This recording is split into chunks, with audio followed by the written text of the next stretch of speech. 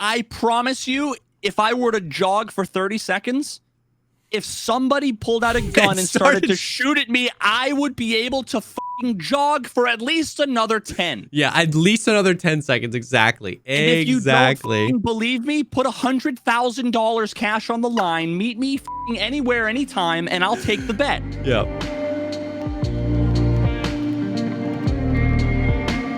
What's up, everybody? Welcome to the podcast, the show dedicated to talking about all the progress things in life, like music, content creation, and video games. I'm one of your co-hosts, JesseKazam.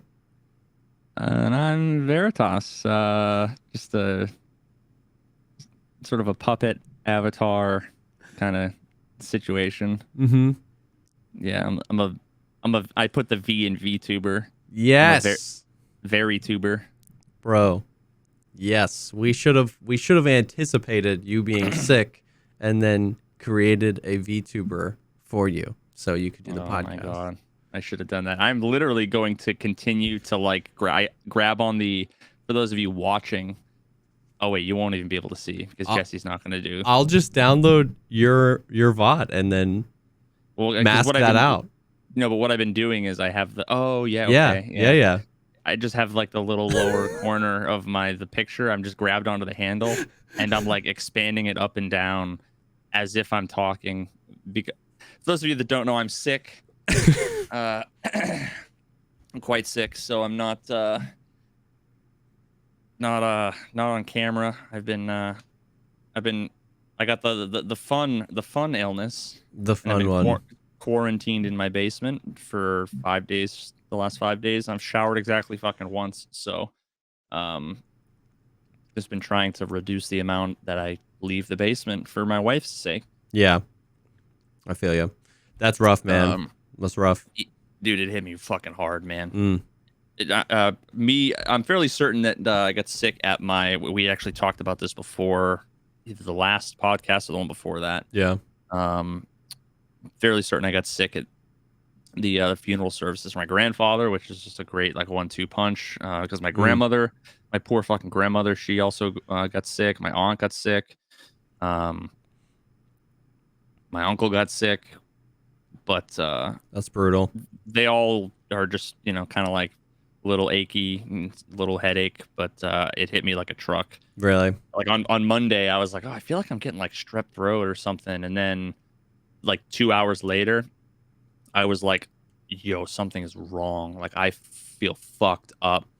It felt like I get hit by a train, dude. And then I spent the next 72 hours in like a fever dream state. Like I don't know how to describe it. It was like I was soaked, just drenched in sweat, but shivering like crazy at 102 fever. I was throwing up. I tested because I've got like probably 20 fucking COVID tests because I managed to go like 3 years without getting COVID. Yeah. Because I've been fucking responsible. So I tested positive, and then yeah. So it's been pretty rough. I got hit with basically everything other than the being unable to taste and smell. Like those seem fine. Okay. Which, like, to be honest, I don't know. Like I'd take those over the other shit that I've been dealing with. I just have felt fucking god awful. That's so rough, man. That's so rough. Yeah. So that's where I'm at. Oof. You feel like you're over the hump, like you're starting to feel better? Yeah. That's good. Yeah, I finally kind of sort of came out of the cocoon like yesterday-ish, but was still really tired. Yeah. Just sick of being in my fucking basement. Yeah, still got another 7 days of quarantine before I can come out here. Yeah. It'll drive you crazy. Oh, that's brutal. At least you're starting to feel at least a little bit better. That's good. Yeah. But brutal. So obviously the best thing for your mental in this situation is playing Tarkov, right? That's exactly what's, chicken soup for the soul. That's what they say Tarkov is. Yeah, chicken shit for my non-existent soul. Oh man, dude. Yep. I saw you playing. You've been live for 7 hours. Have you been playing Tarkov for 7 hours, or did you just swap over? Well, I did. Yes, I've been live playing Tarkov for 7 hours, but I've done 2 raids. Oh, were you doing some more science stuff? I did a bunch of science stuff. And then yeah, I did a raid. I did my first labs raid of the wipe, and naturally I it was very good. yeah, I died to some just fun, great engagement. Yep. And then ended up getting a little viewer ADAR kit, went on reserve, and that was the raid that you just saw. Went until literally the last like 60 seconds of the raid. And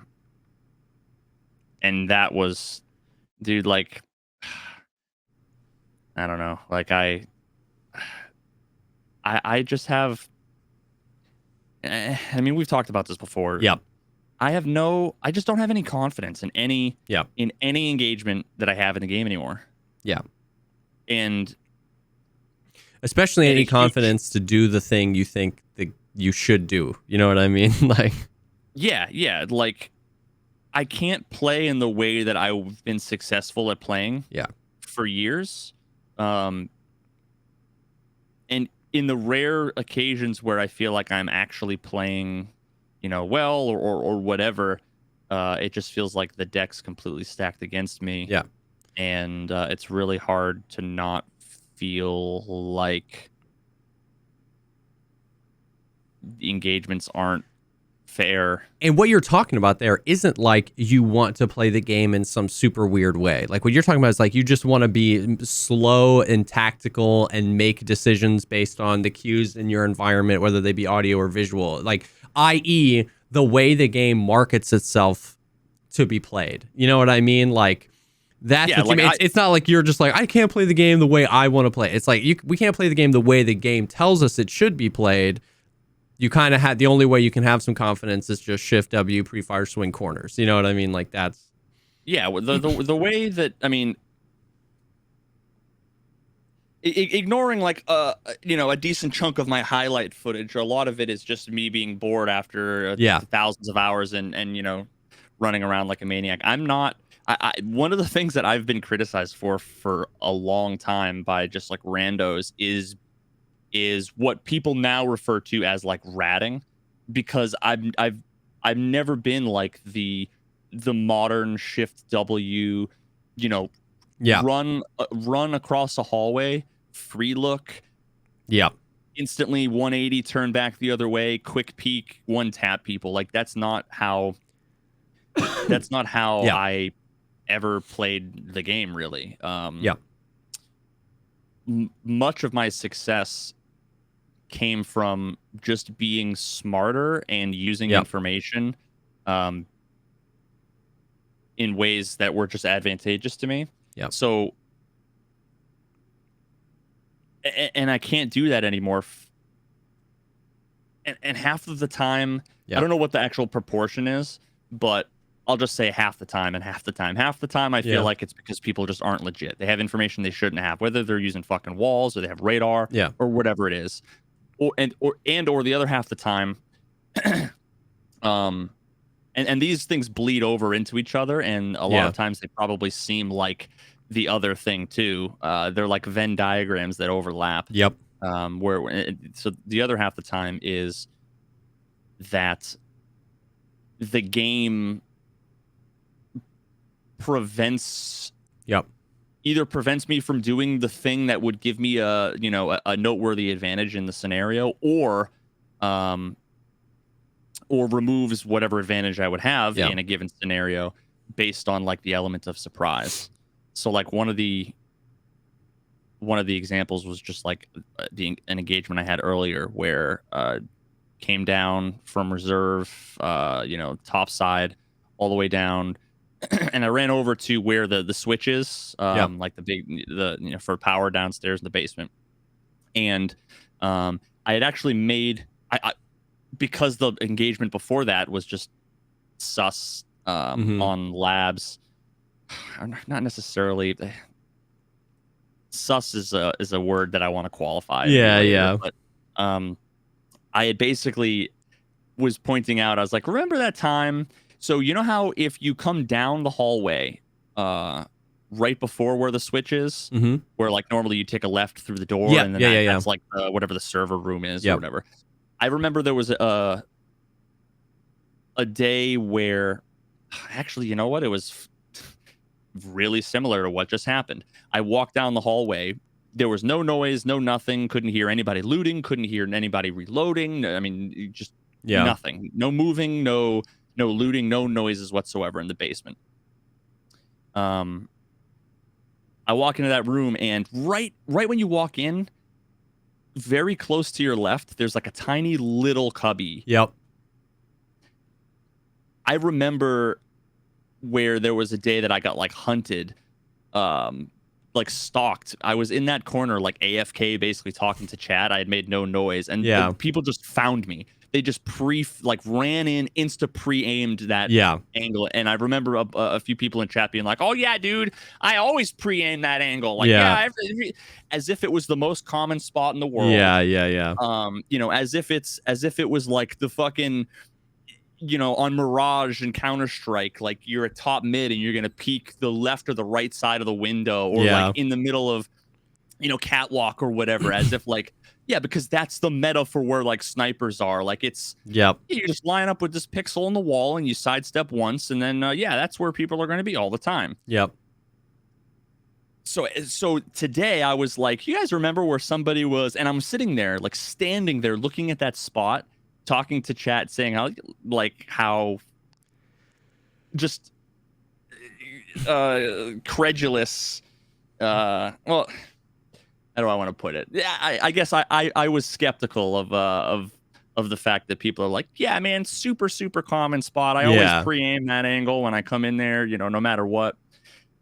And then all of a sudden I hear footsteps, and I'm like, oh, okay, well, I'm just gonna sit here then. And for 5 minutes, literally 5 minutes, I think it might have been more. It could have been 6 minutes. Now think about that. 6 minutes is a long fucking time. Oh yeah. Hear footsteps all the way on the far side, like past where the offices are, over by where the metal staircase is to go up. You know, up into the main level. I stood there and didn't make any noise. I wasn't breathing, I wasn't running, I wasn't out of breath. You know, let's put an asterisk there saying like, okay, you know, maybe there's a bug that somehow gave them information, right? But like any reasonable person, I should assume that I'm not making noise if I don't hear me making any fucking noise. I didn't reload, I didn't ADS. And after 5 minutes of them running around down there and like going over to all these different like doorways and whatever, all of a sudden, clink, clink, clink, a grenade down the hallway. Grenade explodes and the dude comes rushing in, and I just pre-aim, because that's the way that I've, you know, if I'm suspicious of somebody, the only way I'm going to be able to beat a cheater if they know I'm there is by hopefully just pre-aiming, and I can out net code them, and hopefully they just walk into the bullet. So I ended up killing, it was a duo there, and I, you know, ended up killing them both. And I was just like, what the fuck? Like, why? You know, and of course I had someone in chat be like, yeah, I always pre-nade that. I always run around for 3 minutes and then pre-nade that, even though I don't hear anything. Yeah, I always run around for 6 minutes and then pre-nade down the hallway. It's like, you don't... like, so I'm already... Even though I survived, I'm just still like, what the fuck was that engagement? Like, why can't I have a normal engagement where if that was me, if I was playing with a duo, or like just picture that. Picture you're just running around the corner. What do you think would be the time period between, so you run through the door like full sprint, right? Like if you don't know someone's there, you full sprint through the door, and then you see someone standing like 4 feet in and they're shooting you, and you're like, what the fuck? It's probably going to take you like a solid second plus before you're going to be like putting shots back, because you're going to be like probably mid-conversation with somebody like, oh, fuck, you know, but they were basically firing back on me as soon as I was firing on them. It was like nearly instant. Every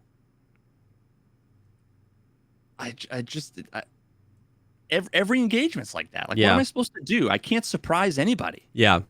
And I think that's part of it, though, we talked about before, is that, like, it feels like all the engagements in Tarkov are the ones that you have to, like make excuses for. Like, even if you're, like, really trying to give the game the benefit of the doubt, it's like, if once or twice a day you're like, that was a little weird, but maybe I made this noise or maybe this, but it's not that. It's like every fight, you know what I mean? So it's like, it's just tiring to be like, yeah, okay, sure, maybe he did hear me, maybe this, but it's like, exactly, it's just like so few fights feel like you don't have to qualify them in some way. So few fights feel just like organic and natural and normal, and that both players acquired information in the logical amount of time. You know what I mean? It just feels weird. Yeah, and on the topic of like sus stuff, here's the biggest problem that I have, and it's where I find like I disagree so much with community, like folks in the community. Yeah. It's the whole idea that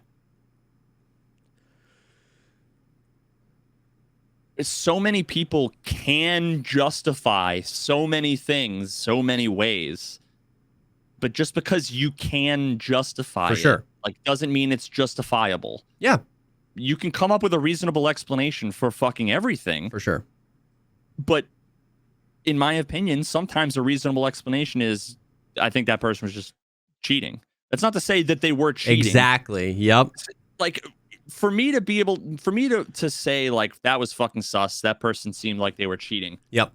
The only way that that's something that like anybody should feel like they need to like fight against. Yep. Is if somehow my judgment was like leading to people being banned. Yeah. Like, who cares if I'm wrong? Exactly. If I just say he's cheating and he's not a cheater. Exactly. It's not like it was your favorite streamer, TTV, and I'm calling out your favorite streamer for being a fucking cheater. Like, it's just some rando guy who was being sus. You might disagree. Yeah. But the problem is that, I guess let me put it to you this way. I have, and I've talked about this before, I have a number of well documented and recorded cases where I was 99.9% sure someone was cheating after passing information on to Nikita, not demanding that he ban anybody or just saying like, hey, this person's suspicious, whatever. He instantly says banned. And that doesn't always happen. Sometimes he says, all right, we'll look into it. Sometimes he'll say, oh, no, yeah, they were banned. He can look at their, whatever it is. Yeah. To see that they were basically, a lot of times they're already flagged by BattleEye. Yeah. But I've had enough of those scenarios where I've actually been able to see whether they were streamers who, again, these aren't big names. They're nobody's ever heard of. It's not like don't like get all excited like there's going to be some like drama or whatever. It's just people you haven't heard of that are not relevant and whatever. But the perfect example is when you are like suspicious of somebody who was cheating, you happen to have their side of fights. Yeah. Which the only way you're going to do that is if they send it to you, which is unlikely to happen, or if they happen to be, maybe like a small streamer. Yeah. And then it ends up being confirmed that they were cheating, and then maybe you get a chance to talk to them, and maybe they admit it to you. All you need to do is have a few of those scenarios to see how many situations where someone is cheating and they are not doing things that are overtly suspicious. Yeah. They're not tracking through walls locked onto your head. Exactly. Like exactly. Not just the obvious blatant when you play Call of Duty and you watch a kill cam and you see the guy who's just like 27 headshots instantly through walls, Yep. And that's exactly the thing, is that like, I mean, to watch what you said, saying I think that encounter was sus is not saying I would bet my life and the lives of my family on that person was cheating. It's simply saying I think that was sus. You know what I mean? Based on the knowledge that we've aggregated. Secondly, when you report somebody in game, there's a word between report and cheater, and it's the word suspected. Yeah. You know what I mean? It's like when they added the report system, when they added that, did anybody think that only 100% positive cheaters would be reported? So it's like you have to, if you're a human being with a brain, acknowledge that that button is there to send instances and people to the devs for them to look into. So it's like it should have just been ban player. Yeah, I mean, oh it's my not god. just, why didn't they just make the button ban player, right? yeah. And so it's like if you have 3 brain cells and you really just think about it, like you understand that like it's not that big of a deal. Third thing is like, what's the context of the person reporting? And you know what's crazy about what we do is that we're live. If you think that I report people all the time, watch the stream for a few hours. You know what I mean? So it's like, it's so crazy that, you can report somebody and it's like, oh my God, that it was clearly desync or that was clearly that. It's like, dude, just shut up. Like, whatever. But then going to what you were just saying is it's exactly that. It's like, I'm just so confused so much of the time because it's like, are there like absolute just like giga fly rage hackers? Like, yes, like I've been in raids with people actually just like flying across the map, obviously cheating. You know what I mean? But do you think, not you, because I know the answer to the question, but like viewer, do you think that of all the raids in Escape from Tarkov, like, you know, if God was answering this question, if it was a known quantifiable thing, of all the raids in Escape from Tarkov, there have definitely been a cheater in. How many of it was like somebody flying around, and how many of it was, you know, what % chance was somebody fly hacking, and what % was like walls or radar, but no aim hack? You know what I mean? It's like, once again, these people are, a lot of them are trying not to appear suspicious so they don't get banned, so they can cheat for as long as possible. You know what I mean? Like, there are many raids that none of us realize where somebody does know we're there and they are moving in a weird way to try and bait movement from you, the player, so that once you move or once you ADS or once you make noise, they can then fly in with the information of exactly where you are and kill you. And there's that little part of you that goes, well, I did move, I did ADS, I did make noise. You know, it could have just been desync. You know what I mean? Like, these people are trying to do that. Now, once again, if you've listened to any episodes of the podcast or come by all of our channels, that doesn't mean that there's a cheater in every single raid and every time you die, you're cheating. That is the true struggle and the true failure of this experience, is that, like, the game cucks you enough and rips the experience out from under you enough, and a lot of times those manifest, the way the game rips the experience out from under you manifests itself exactly the same way a cheater being in your raid would manifest itself, like, so often. And that Venn diagram is so frustratingly overlapped. It's basically a circle for the vast majority of experiences like that. And so that doesn't mean every time there's a cheater, but it just means that, like, nobody can ever be 100% positive on most of these things. We take our own personal experiences, the amount of time we've been playing the game, our knowledge of the situation, we make our best educated guesses, and most of the time we just want to move on. You know what I mean? We just want to, like, report the dude, move on, and be like, listen, if he's not banned, but then everybody just, like, being like, well, that could have been this, it could have been this, it could have been this. Like, yeah, it could have been, but 3 raids ago when I died to, like, when it appeared to be crazy desync, that could have been a cheater, and I didn't report that. You know what I mean? So it's like, well, a lot of times people also they see a situation and they assume. And here's the thing: like, all I can do is speak for myself. I don't care what other streamers you watch. I don't care, you know, who you want to talk about. All I can do is talk about, like, my experiences. Yeah. But all too often, it's clear that the folks that, like, take issue with or disagree with, like, a situation being sus, they almost always come to the lowest common denominator, simplest, most brain dead explanation. And then they're like, clearly that wasn't it. And it's like, okay, that's not why. Like, the reason why engagements are sus are, it's almost always like a quickly Googling this word. to make sure. Not conflagration. Fuck. I almost said. I don't remember what word it is. It's a let's just a combination. Okay. Of a number of different things, aspects of a scenario. Yeah. All of which add up to something that felt alien in a way that is different than the last 10,000 hours. You know, the average, the mean fight. Yeah. Of my last 10,000 hours, where it's like I wouldn't expect somebody to be peaking that way. I wouldn't expect someone to know I was here in this situation. I wouldn't expect someone to have done the thing that they just did. And it's not. There's a clear distinction between when I'm playing against somebody skilled, and when they outplay me versus when something feels wrong.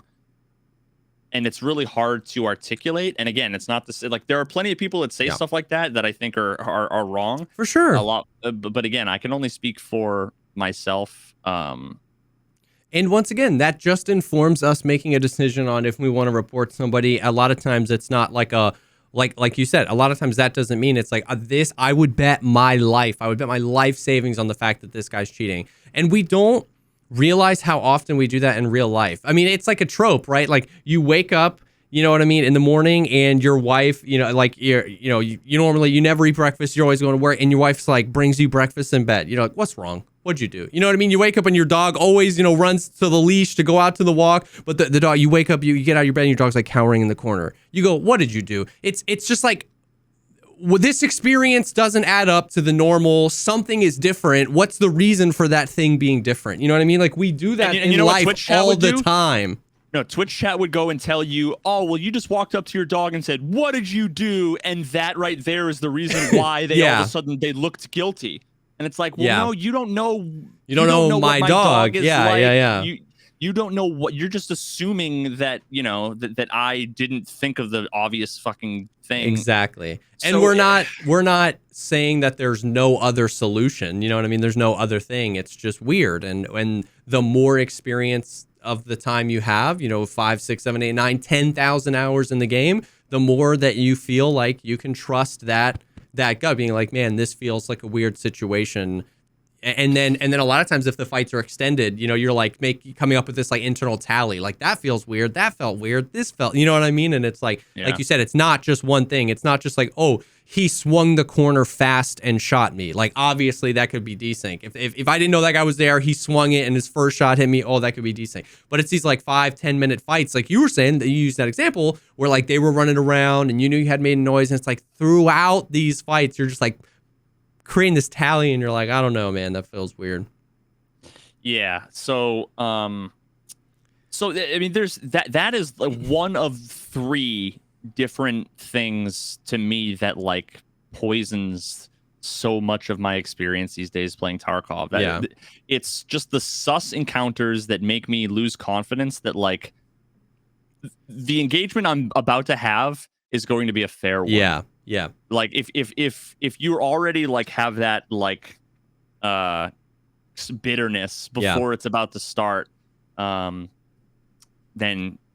it sucks, right? Because it's kind of like poisoned everything. For sure. Yeah. Now the second one comes from what I was bitching about at the end of the last raid because you know I wanted to leave out through D2 and all of a sudden I hear there's like 4 fucking guys all running around on the other side of a closed metal door, and it's like, first of all, I just had to took me 20 minutes, even though I have a small backpack that has like an RFB and like and like a Salewa in it. Yeah.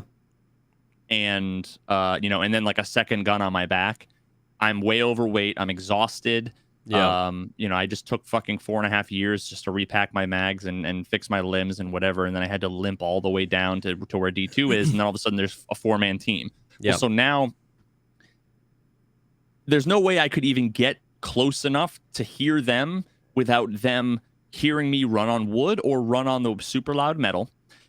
And then, even if they didn't hear me because they were in a fight or maybe I got there before them, well, now I can't aim without making the most, like, an infinite amount of noise to the point where one of 4 of them isn't going to hear me. So even if I'm able to like get the jump on them and surprise them, I mean they're already going to hear me. Now, if I'm able to fucking pre-aim, and basically say, okay, well, I got here before them. They've been loud. I took advantage of that and was able to move up using like the the audio cover. Well, now I've been ADSing for 7 seconds, and now I'm out of stamina. So now I'm breathing and my arms are shaking. Well, if I un-ADS, it makes an infinite amount of noise, and they can just fucking push me. There's 4 of them, and they're right near the exfil. So if one of them dies, it doesn't really mean anything because they just grab their guy's shit and get out. Whereas I'm gonna lose all the shit that I just got. The 3 guns and whatever. And then it's like, okay, well, if I want to run away, I can't because I'm going to be overweight even with this tiny little JanSport filled with the half of a gun. So I need to drop the bag. Okay, well, then that's going to make an infinite amount of noise, so I can't be sneaky. There's just no aspect that allows me to use the only tactical advantage that I'll ever have in a 1v4 situation, and that's the element of surprise. And they've removed that from me. I can't, there's no ability. You can't hold angles. You can't pre-fire. You can't be covert. You can't sneak. You can't, there's literally nothing you can do. And that's the thing. This is exactly what we were talking about a few weeks ago when we were talking about audio and noise and stuff like that, where I kind of made the point where like, you probably got called a camper while you were sitting there mauling about not being able to do anything without making noise, because your only option to stay quiet is literally do nothing. Don't ADS, don't drop your bag, don't check your mags, don't do anything, do nothing. And you would have been, yes or no, you probably would have been more mobile and therefore less campy if you could have been quieter. Like if you could have been quiet, you might have I could have slow walked. If I could have like literally, and I did this on stream, demonstrated like 5 different things I wish I could do, like free looking while ADSing, and I did it with my rifle in my hand to be able to shoulder the gun to the point where both eyes open, looking through my fucking EOTech, and slow walk without making noise. Raise it up to my shoulder slowly without making noise. If I could walk over to that door and just eke it open an inch and peek my head in just a little bit to see if maybe they're because if they're holding it. Well, then, if it's only open an inch or two, if they happen to put the bullet directly into the crack into my eyeball, okay, you got me. Great shot. Either the luckiest shot in the world, or you're cheating, or whatever. But to be able to open up that door, peek my head in, and say like, "Oh shit," and then close it and run away. That would at least give me a chance to initiate the engagement. If I cracked the door open and I saw 3 of them with their backs turned to me, I'd pop the door open and I'd start fucking spraying down. Exactly. And so like that concept of like, if we could be quieter, people would be more mobile and less campy in certain situations. Like that is the meta. That is the audio meta of where we're at, is that the ends of the spectrum, like we only have the ends of the spectrum, right? We only have like make as much noise as possible by shift Wing, or don't move. Like your feet are glued to the floor. And that is understandably, given the game that we have, the only 2 viable scenarios, because you either need to be pushed into doing very unrealistic, even not realism as a thing. You're pushed into doing very like weird movements to try and bait movement from your enemy, which is a lot of times where the like free look comes from. You're trying to bait shots from somebody that's in the door, because like, and I succumb to it. I do this all the time, man. If I know someone's in there or around the area, you run, you start to do weird stuff. You're jumping, you're taking SJ6s until the guy shoots and misses. And then you go, I know exactly where he is. And then you just like wrap around the building, you pre-fire from a right side peek, and boom, they're dead. And so if you're the other guy in that encounter, if you're the guy that had been waiting, watching this dude, this pretend to be a gazelle jumping around the map, you take your shot and you miss, what do you learn from that encounter? Well, it's like, well, I should wait even longer next time before I take my shot. That's what you learn from the encounter, as opposed to being able to move silently. And if he heard me moving around, he actually maybe got to like move and transfer from one area to the new area, hold a new angle that I didn't know he was in, ADS or open a door. Like if you had been able to move quietly.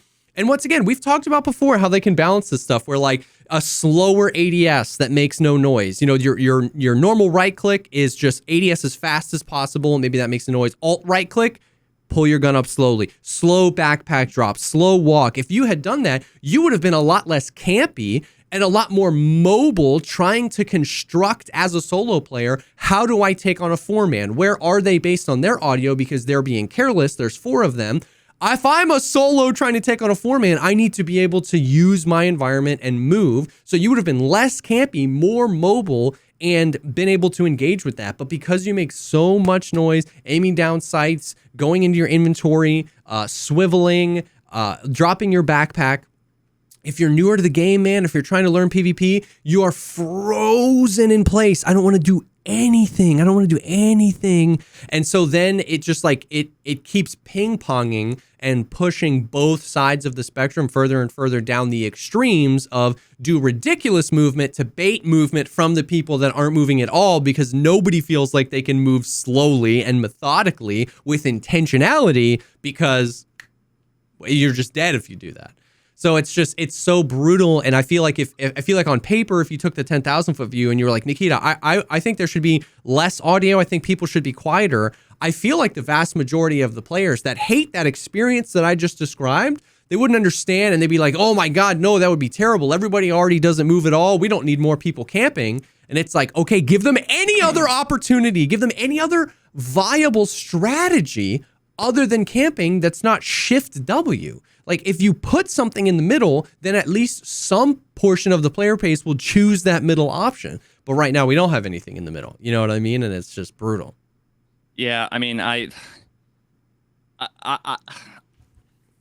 this is probably like a hot take that everybody will get butthurt about for reasons that they'll like put a word to, Yeah. They'll say hardcore realism or whatever, and which to me isn't a fucking argument at all. But I really wish that I wish that, I guess let me put it this way. Tarkov would be infinitely better game, in my opinion, if ADSing was silent. Like this is the dumbed down, super easy thing. Like, not even implement the varying degrees of a combination to do this.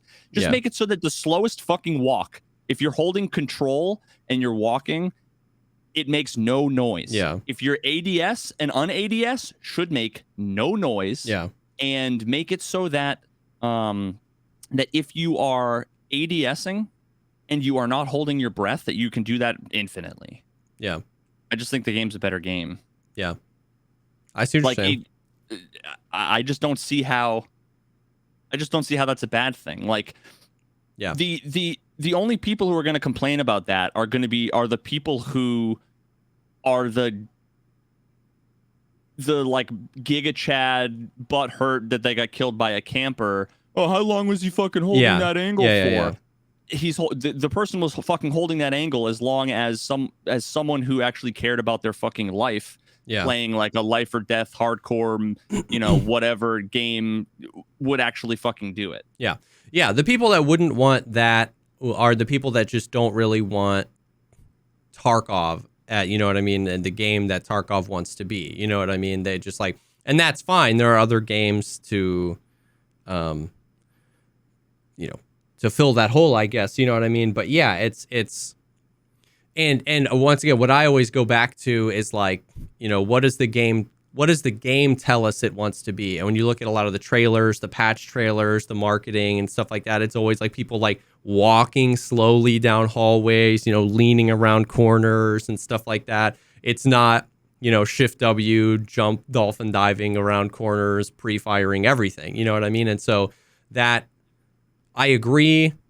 And it's one of those things where it's like I had a really good example of this the other day, and I can't remember what it was, but it's like the bias of just that's not how it is, and so changing it is bad. Like, you know, that's not how it is now, so changing that would be bad. Like, I feel like if that's always how it was in Tarkov, people would like that, and that would be another thing people would actually put under the, like, it's a hardcore realistic game, bro. But because that's not how it is, changing it to that would be frustrating, because when you think about it, like, you can justify fucking everything by saying it's hardcore realistic. Oh yeah, no. I'm not saying that I'm not even saying that that's what you're saying, that we should change it because it's hardcore. The point I'm making is that, like, just because it's not that way now is why I feel like a lot of people would be against it, because in general, right, like, that game balance is trying to make sure that if something gives you an advantage, there's also a disadvantage associated to it. That's largely like an oversimplification of balance. And there already is like a disadvantage to moving as slow as possible. It's that you're moving as slow as possible, and if somebody else sees you, you're really easy to kill. There already is a disadvantage to being aimed down sights, because your FOV is shorter, your peripheral vision, your optic might be, covering something. The sensitivity of a lot of times is changed if you're aimed down sights. So it's like there already is a disadvantage to that, and that's if you're not careful, or if somebody else comes across you, you're super easy to kill. So people are like, well, then that would be OP. It's like, once again, your reference point for that, which is understandable, is just what we have now. But if you just take a look at it, it still provides advantages and disadvantages. Yeah, I mean, the problem is that, like, everybody that disagrees with me, I already know they've already made up their mind. Yeah, they've already answered. They've already commented. With one of like half a dozen things that's been like beaten to death. One of the more common ones it is just going to be like, oh, well, you try and hold a gun up for blah blah blah. Are you, again, as if that's like an argument, because look at literally every other aspect of the game that you've defended with such a thing, and you realize how overly ridiculous it is. For example, another thing that fucking poisons all the fights is how literally less than 30 seconds into a raid, I'm out of breath. Yeah. And I'm getting shot, and I can't even jog. And have a debuff, the exhaustion debuff, which is so annoying. I have like a fucking like permanently have that half broken level 4 armor, a Jan Sport with nothing in it, no helmet, some contacts, and a like newbie moderately modded ADAR. And that is so much. You try running with that. Okay. You know what? I might not be able to full sprint a fucking marathon with that shit. Yep. Sure. But I promise you, in real life, after jogging for 30 seconds, I promise you, give me any fucking gun you want. Give me a fucking Barrett 50 cal, and let me put on EOD fucking plate. Yep. I promise you, if I were to jog for 30 seconds, if somebody pulled out a gun and started to shoot at me, I would be able to fucking jog for at least another 10. Yeah, at least another 10 seconds. Exactly. And if you don't fucking believe me, put $100,000 cash on the line. Meet me fucking anywhere, anytime, and I'll take the bet. Yeah. No, the fact that my PMC can't in a video game is asinine. The fact that if you think that fucking Veritas IRL can't is not an argument, and you have revoked your right, unplug your keyboard and put it in the microwave and step away from the fucking computer. If you think that's an argument, that because Mike can't fucking jog for 10 years with a little bit of a fucking god. It's there's so many places of that argument that's wrong.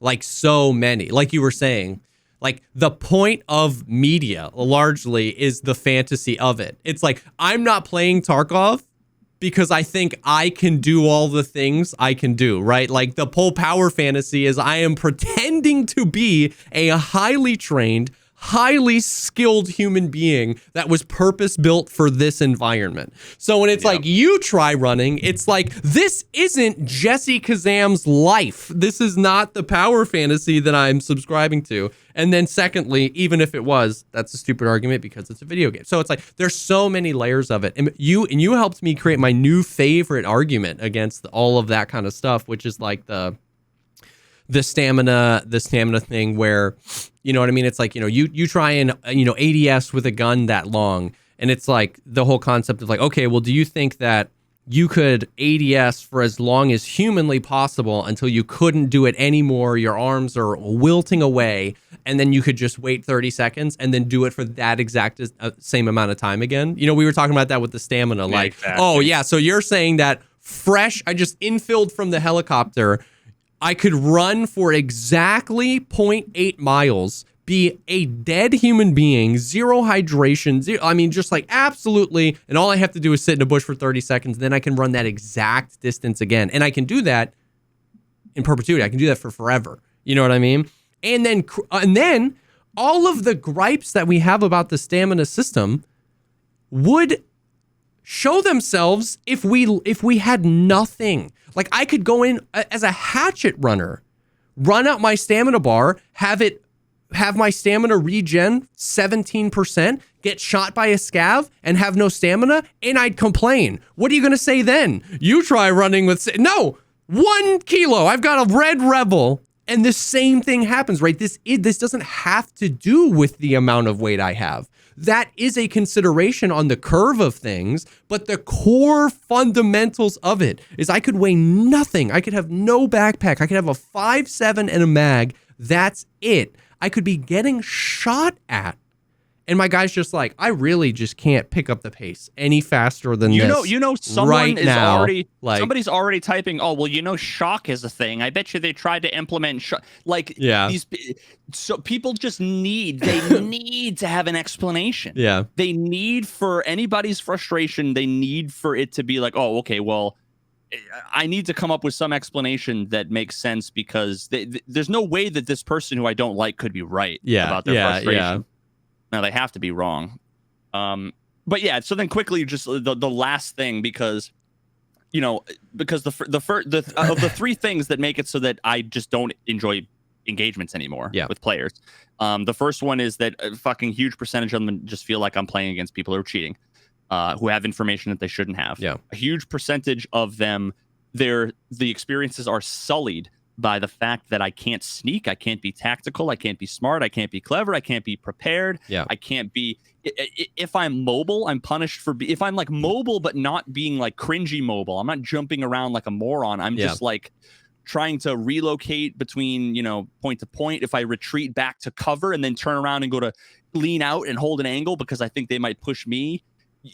Every aspect of that you're just like punished for because it's awkward with the inertia and everything. Is just super fucking awkward. So I have no confidence in like my control over it's like driving a Lincoln when you have it in like comfort mode. You fucking hands on 9 to 5 on the steering wheel and you like 90-degree turn to where your hands are at like 12 and 6, right? And you just are barely switching lanes on the highway. Yeah. Like that's the way it feels controlling the PMC. Like there's just such a disconnect. Yep.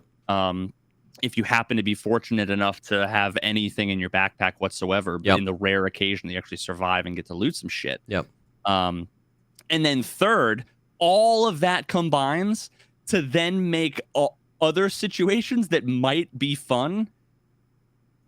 A significant portion of those just get fucked because you're in your own head so much because you're thinking, I'm going to get cucked by the movement and this person's cheating, so you just fuck up. So, like, what happened to me yesterday or a couple days back was I was trying to get the pistol quest done.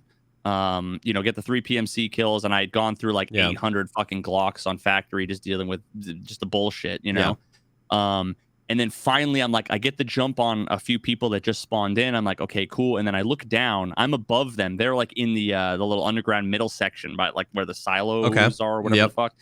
And I see, and I'm like, oh god, one of the guys has a fort, like the Zabralo and an Alton, and the other guy has a Zabralo and the U-latch. I was like, naturally I run when I'm running a Glock with PST. Yeah. It's totally stock Glock, like no light, no laser, no dot, nothing. Yeah. I'm like, naturally I'm gonna come across two guys with fucking Sobralos. I'm like, great. Yeah. So I run all the way around, ended up coming around kind of behind them. I sort of surprised them. I kind of popped down underneath the stage, like the metal stage area. Yeah. There's the stairs. I jumped down there, and they were both there. And I ADS, and I'm like, okay, I've got PST. These guys are rocking top tier shit. I'm like, I'm going to have to get some bullets on, like I'm not going to one tap. It's not like I had a shrimp with the good ammo or, so I'm like, I'm going to have to fucking lay into these dudes with some bullets. And I wasn't sure, the Alton guy was in the front or not. I knew there were two. I dropped down literally before I'm done like ADSing and like recovering from the whole like inertial landing and like your shoulders are decompressing. I pop one bullet off of the dude with the Alton's face shield, but he's not the closest one. So then I turn to look at Ulatch guy.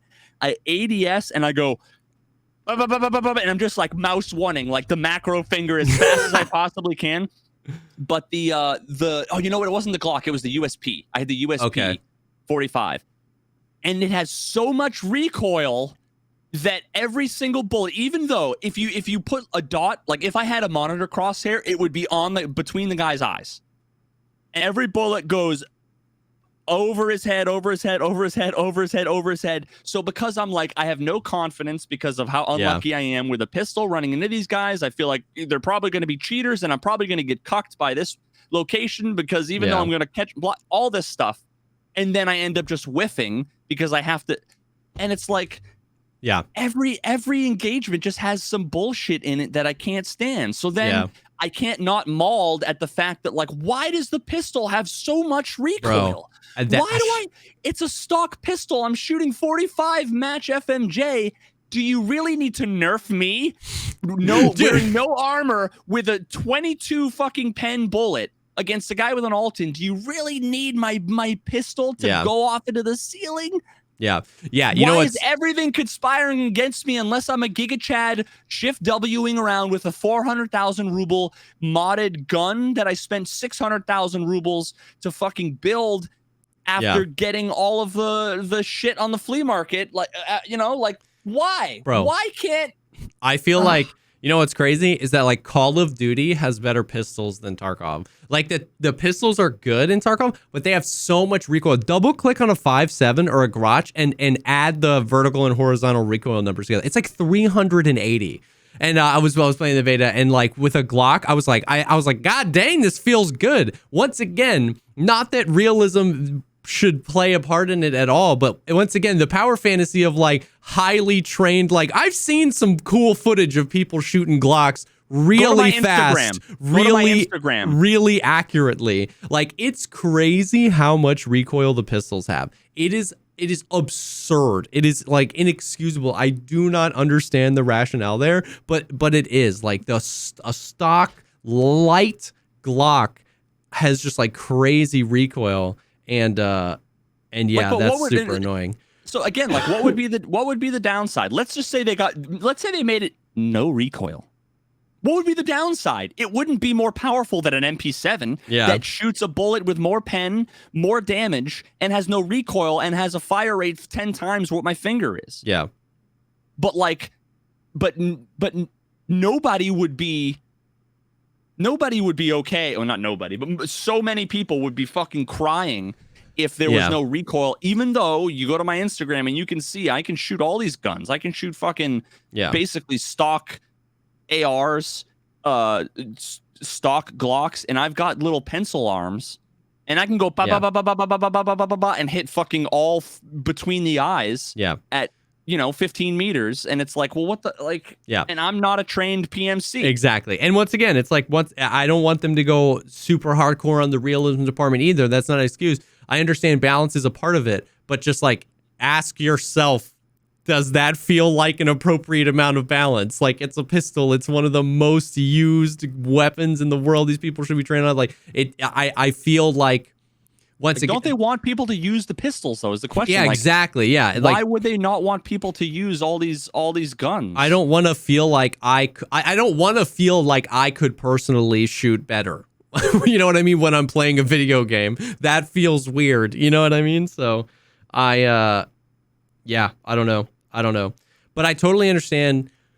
I totally understand what you mean. And then with the mental game, and we're seeing the entire player base get used to work around and then just work into their play styles mechanics that are either like definitely and confirmed bugs, or just like mechanics that when you investigate them seem completely antithetical to the experience of Escape from Tarkov. So we're seeing guides made around those things. We're seeing the whole player base, and then we're just in this weird spot where like the changes to make these features seem better and way more in line with what you would expect from the game now are actually resisted instead of accepted, because the hive mind of the player are used to the broken thing. They're comfortable with the broken thing. They're decent or even really good with the broken thing. And so now we're in this like really weird spot where almost any idea to change things is met with this crazy resistance because you finally figured out how to abuse this thing. And I use myself as an example there. Like, I came into Tarkov uber fresh. I didn't have the experience of like competitive shooters. I didn't have the experience with like CSGO. I had never thought about flanking in a video game in my entire life until I started playing this game. And now I'm really good at doing all the stuff that I hate, at free looking doors to bait shots, at pre-firing and point firing and all these things. And so I get it. I'm not saying I'm above it. I'm just saying it's like it's an interesting spot where the mental game is a part of it when you feel like all these experiences suck and you feel like you have to lean into the play style that you don't really want to have in order to be successful. And I feel like that's why sometimes like viewer kits and stuff like that, I always do so much better with, because like you just like release the mental where you know what I mean? Somebody gives you an 8R with a, Night Force scope and like 6 lasers and flashlights and a canted aim point. I feel like I get 4, 5, 6 PMC kills because I just release the mental of like, I don't care, you know what I mean? And then you just like crush. Yeah. And then go ahead. No, go for it. I was just gonna say I just tossed a couple of links. Oh yeah, to the Instagram, to just shooting the Glock. I mean, it's not like I'm super fast, but with the second link is my AR-15, totally stock with a little fucking EOTech. Yeah. And that's me shooting like, I feel like 10 shots in like a second or something. Yep. And all the bullets were literally between the nose and the top of their head. Yeah. Yeah. And like compare that with, try to do that with like an M4 on single fire. Yeah, a stock M4 on single fire. Yeah. The other thing, so the thing that I've been like diving into recently, one of the experiences. So, it's obvious and it's been known for a really long time that point fire is very, very, very strong in Escape from Tarkov. I don't think I realized. Now, this could be something that you're like, yeah, Jesse, I made a video about that in 2016. I could see that.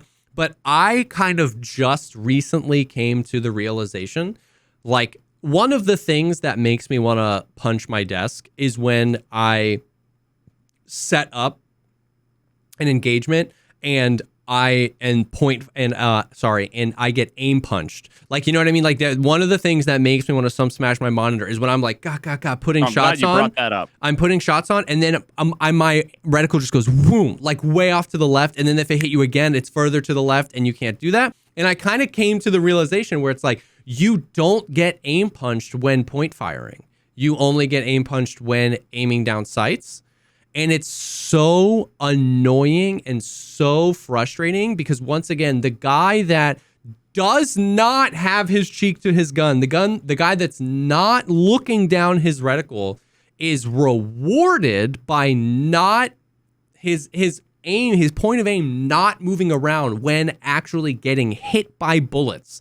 And the guy who's like aiming down sights, putting super accurate shots down, is literally looking 180 degrees the other direction in the middle of their stream. And it's so annoying and it's so frustrating, and it just pushes that like point fire play style. I've been getting point fire kills out to like 20 meters because it's just better than ADSing. I mean, dude, I was just doing some fucking science or sus testing earlier, and I was trying to see if I could bounce bullets off of the river on customs. Oh, that's cool. And I was like, it was just easier for me to line it up with a laser than it was to use like a voodoo. Yeah. Like literally across the river, it was just easier for me to line up the shots. And also there's like no fucking weapon sway. Yep. Like I honestly think like I want to do like Shooter Born in Heaven. I'll like not ADS. Yeah. I'll just use like a laser because it's actually, I think in many scenarios it might actually be easier to just like line up the laser because the bullet's going to go basically right there. But that was one of the things that I fucking put on my list that I forgot to mention when I was talking about like number 2. Yeah. About how like you can be ready for somebody. Yeah. And you know, if you are prepared and you're aiming down sights because of how janky the movement is and they come around the corner so quickly with the net code, if you startle them, if they just mouse one in your general direction, you are going to have your aim all fucked up. Yep. And it becomes a total coin flip. Like, and the reason why my presumption, I've never until now thought about that there's no aim punch when you're not ADSing, but I mean, it makes sense because the aim punch ostensibly comes from getting shot in your arms. So your arms are covering your entire torso. Maybe, yeah. So I don't know, man. I haven't done testing that deep to see like like review the clips of like when I get aim punched hard, you know, the little guy up on the top left, is it my arms that are taking damage first? All I know is that I have 2 very recent, very specific clips that I'm working on a video about where I in every sense of in every way possible, I had the advantage. I had the audio and they clearly didn't. The way where they were moving, they didn't know where I was. They knew I was there, but they didn't know where I was. Or actually, one of the situations, the guy didn't know where I was. I used an airdrop to move because I had heard him previously. I get first shots because I'm the one set up. I get first hits as well, where I have actually like, I am the first one to hit. And then they get like 3 or 4 consecutive shots on me. And the first one just launches me into outer space. And you can kind of tell by like framing it where it's like, oh yeah, they're not aiming down sights. They're just reacting and point firing. And there's one thing where on one hand, it's like, yeah, sometimes the guy, you're going to get shot. The guy's going to react and his first point fire shot is going to hit you in the head. And you're going to be like, that's super lame, but he got a good shot on me. This is where like they're getting consistent, like, hit on me. And I'm just like, oh, left, right. And that's where we're just like, I'm like so frustrated because I had every advantage. I played it the right way. I got first shots on target and they don't have this aim punch. I don't know where their aim punch is because they're hitting 4 or 5 consecutive shots on me. And I'm just looking way out in the left field and it's so lame. It's so frustrating. Oh my God. It makes me, dude. I know exactly what you're talking about. And that's why, again, it's why like I don't feel confident holding an angle and ambushing people because somehow either they already know I'm there, whether they should or not, whether it's because the game's designed badly, whether there's a bug, whether or not they're cheating. They already know I'm there, or they don't have to know I'm there because it's going to be like impossible to perfectly time it because they're just going to pop out of nowhere because of the net code. And unless you perfectly hit that one headshot and happen to have good ammo to the point where it goes through their helmet or whatever, then all they need to do is just react and they can, then it's a coin flip at that point because I have an entire folder. Dedicated to this exact thing. And at some point I might make a video if I just get fucking annoyed enough with it, pointing out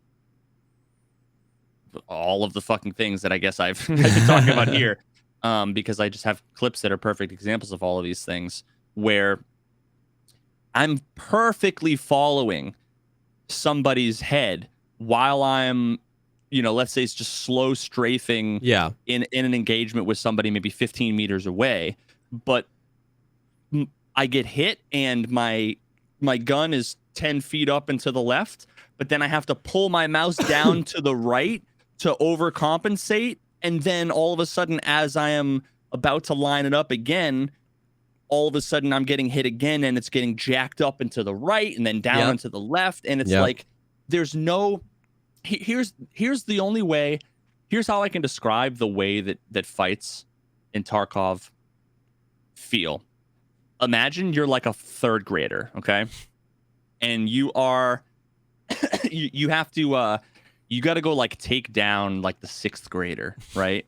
You're out in like recess or whatever, and they're just sitting there. They've got their back turned to you. They're not paying attention, and you creep up.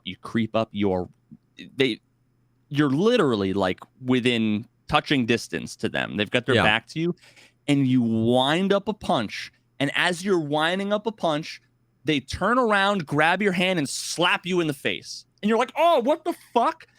And then you go and you. All you can think is to reach up and to hit him again, but before you can, they slap your hand out of the way and then slap you in the mouth. You're like, oh, what the fuck? And then they just slap you.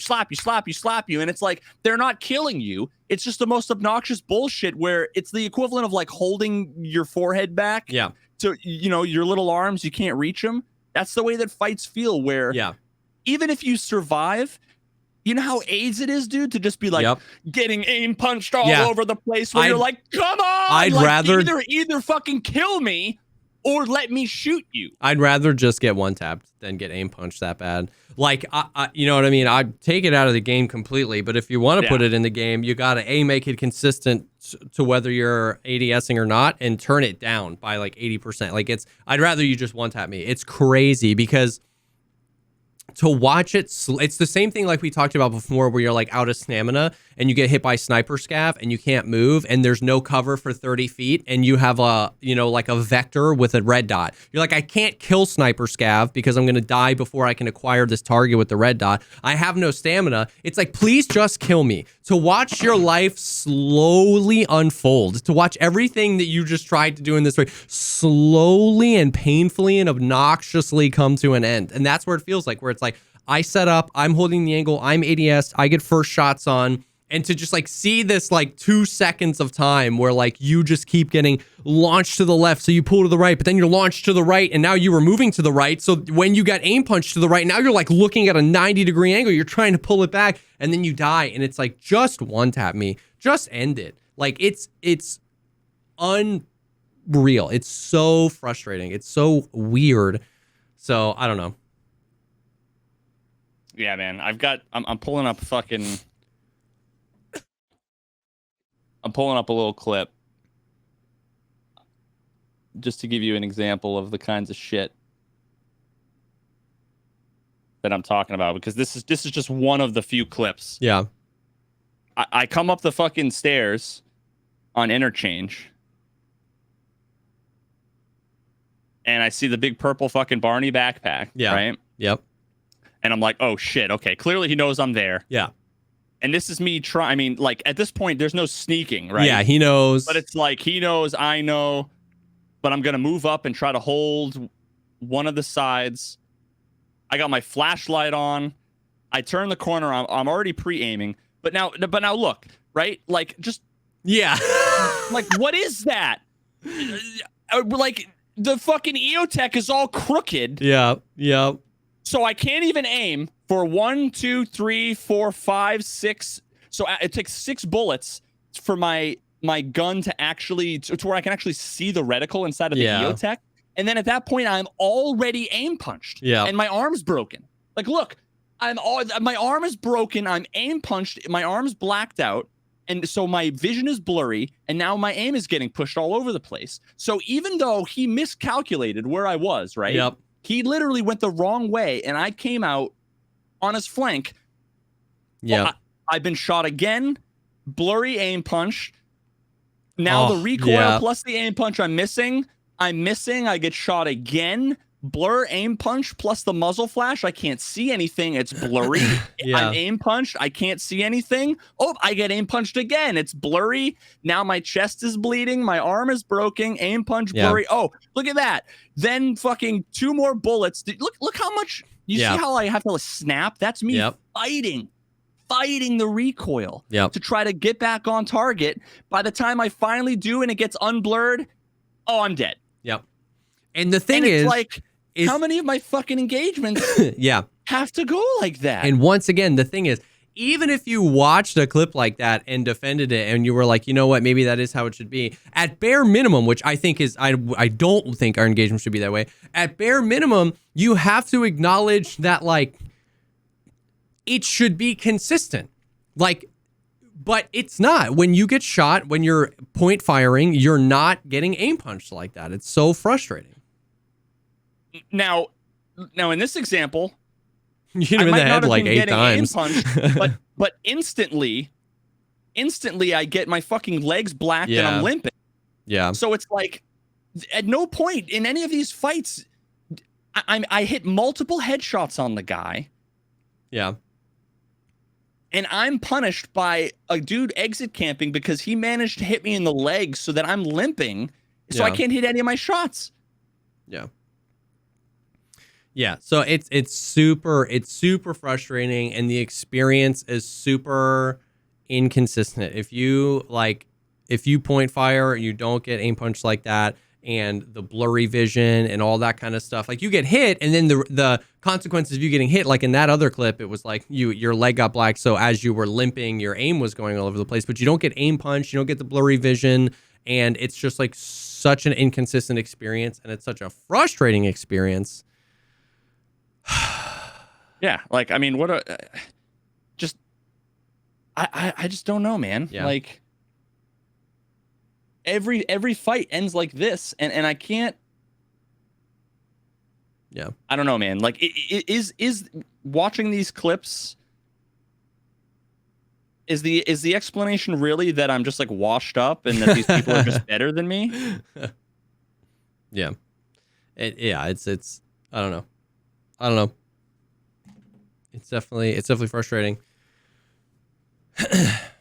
and then once again, the advice becomes like, my advice for people in close quarters battles is now like to point fire. It's not really ever to aim down sights. Like, it's just better. You're just gonna win. You're gonna win more fights. And see, here's the problem, though. The problem is that Tarkov. Maybe I'm punished for the fact that I've been playing the fucking game for so long, because at one point, for the longest time, point firing was the meta because it was just so fucking accurate. So with a laser, you just point fire, like, it was, it was just so easy to do. Then they nerfed the fuck out of it. Remember that there was a period of time where they nerfed it, so it was so inaccurate. Yeah, it was so inaccurate. So then it was like, okay, cool. Well, now I have to retrain myself to not try to point fire anymore. Yep. And then all of a sudden, at some point, it just became either not dog shit or less dog shit than ADSing. Yep.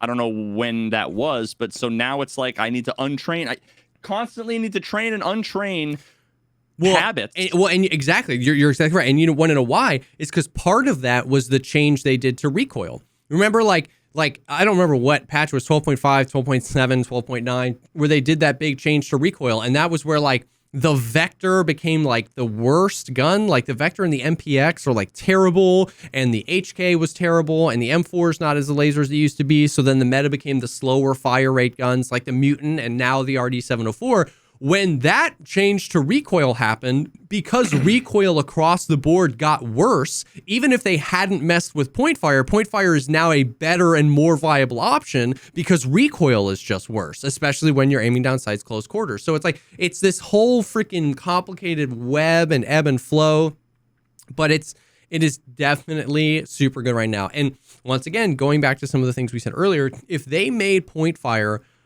like, I kind of don't mind. A lot of people have a problem with the fact that if you use a laser, it reduces your spread. I don't mind that. I just think the base spread of point fire should be like twice as big of a spread, and then the laser should reduce it by like 10%. And if by doing that and then getting rid of aim punch, now once again, we're at a point where there's a pro and con to both. If you're point firing, you can react quicker. If you've got a laser, you might even be able to acquire your target quicker, but the spread on your gun is going to be a little bit wider. So you're rolling that dice. If you're aimed down sights, your FOV goes in, maybe your optic is covering some of your peripheral vision, but you have the ability to be a little bit more accurate and the most consistent with your shot groupings. That to me feels like an approach appropriate give and take there. But the fact that right now a point fire spread is as accurate or more accurate with a laser than aiming down sights, and you don't get the negatives of getting aim punched or blurry vision, it's just such an egregiously unbalanced thing. And so you can, with an MP7, I'm getting kills 20 meters away point firing. With a submachine gun, what would your freaking, while getting shot at, what would your spread be with an MP7 and a 40-round mag at 20 meters while you're side strafing? It would be all over the place, you know what I mean? But it's pinpoint accurate. So there are some implementation challenges to do. Not that I don't like your idea. To do it, though, so that, like, that the laser reduced it, but it was like wider than the laser, I think is kind of what you were saying. Like, yeah, to me, it's like whatever curve it is, like, let's say, you know, recoil spread, if you just take a gun, pick it up, put it on full auto and don't ADS, is X, and then adding a laser adds a Y variable to whatever the gun is, because if you put a laser on an MP5, it makes it X% better. If you put it on an MP7, if you put it on an M4, if you put it on an HK, whatever that value is, both of those values just make them bigger, make the base spread of guns when point firing wider, and then make whatever modification adding a laser does to that gun, make that a smaller percent. Yeah, so I probably don't know what I'm talking about, but that's just... We'd have to distinguish between, there's two different things. There's the recoil, and then there's like the handling, so to speak. Like recoil is what happened, like controlling the gun as it's shooting, as opposed to controlling the gun if you're just standing there and moving around. So, yeah. I mean, because of the way that Tarkov works, and the bullet is always, you know, technically, quote unquote, goes like where the barrel is pointing. Yeah. You really do need the bullet to go where the laser is pointing. So again, it depends on, and I don't remember exactly which aspect. Maybe it's both. Yeah. The laser effects. Here's what I would do. There's already like a million fucking aspects of RNG in the game in the most annoying way. Yeah. Where it takes control out, I think, from the player where you shouldn't have it. Yeah. I wish, well, first of all, I wish that they would like get rid of a lot of those things. Like the aim punch RNG to me is actually, it's worse than an alternative that I would propose that I think is it's less bad RNG, and it also rewards people for doing what you want them to do and punishes people from doing the thing that you don't want them to do. Yeah. So if technically, you know, if you want people to ADS, let's say, mm-hmm. and you don't want them to run around point firing like it's, you know, like there's no fucking repercussions, make it so that anybody who's ever gone shooting, if you anticipate the shots, a lot of times people will anticipate the shots and they'll flinch a little bit, or what they'll do is they won't have the they won't have like the very pad of their finger like behind the nail on the trigger. Yeah. They'll wrap their whole finger to like the fucking last knuckle around the trigger. Yeah. So what happens is when you have a form like that and you actually pull the trigger, what you're doing is manipulating your hand. You're twisting it just a little bit to the left. And a lot of times what you end up with is people shoot low or left, or, you know, low left from where they're aiming because of that kind of poor form. Whereas if you just have the pad, the very tip of your finger, like where you'd have calluses when you play guitar, on the trigger, when you manipulate the trigger and you're pulling back, the way that your finger moves in relation to your joint in your hand makes it so that it doesn't twist the gun. So that what I'm talking about there, you're trying to avoid, is what I would want them to artificially insert into the game when you are point firing. So here's what I would have. I would have it so that if you're just standing there and you're moving like left and right, you're not shooting, you just have the gun shouldered, sorry, not shouldered, you high ready, I guess, you know, whatever the default is in Tarkov. And if you're just moving left and right, then you'd have the laser would sway back and forth very much like it does now. Yeah. But if you go to pull the trigger, then I would be fine with them saying, grab a random fucking offset vector from where you're currently aiming and pre-move your gun to be aiming there before we discharge the round. So it's a little bit of a penalty where it's like the bullet is not necessarily going to go where you're aiming. Yeah. If you are not shouldering it, aiming it carefully. If you're just going to point fire, then there's a little bit of an accuracy debuff. I see what you're saying. And that's above and beyond the recoil debuffs that you'd have or whatever issues you have if your arm's broken or whatever. Yeah. That right there is a less punishing, a less annoying, and I think a smarter way of adding in some RNG than like right now where you have the aim punch coupled with the recoil. You're the aim is out of your hands. You're not in control of your character anymore. Yeah. Sometimes it just recoils up, snaps, and you hit him in the head, and it was like, oh, yeah, and you don't feel like you did that. Yeah. Well, I'm a god, I guess, right? Like you look fucking amazing, but it wasn't you who did that. I don't want that. So if they want to like promote a certain play style or punish another play style, they can do something like that.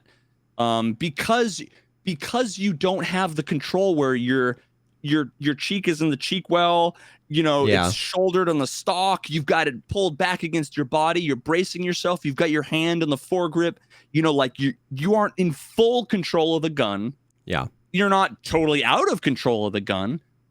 But again, that's just an idea, a way to, nerf it in a way that isn't complete shit. But there's a distinction between that and making the recoil twice as much, because what I'm talking about is actually pre-recoil. Yeah. Because think about it, the recoil doesn't affect anything if let's say you're using an ADAR or an M1. The recoil's irrelevant. Yeah. When the first shot is the one that could potentially be the one that just one taps somebody. Yeah. But if you want to punish it, well, then make it so that it affects before the first shot, not after the first shot. So, like, does that make sense? Yeah. Like, I totally was tracking with you that whole time on, like, the distinction between just arbitrarily increasing the recoil of a gun versus adding something else. But I was like, why? It doesn't matter. Why add another thing? But I get what you're saying. Like, even if they could quadruple the recoil when point firing, but if you've got an M1A and a laser, that first bullet could still kill the guy, and that quadrupled recoil wouldn't have made any difference because you've got an M1A with a laser and you just M61 somebody in the head. So and now I totally see how that like kind of is a more complete picture of nerfing point fire, because you would almost have to rely on spraying and trying to manage that micro, additional anticipation recoil.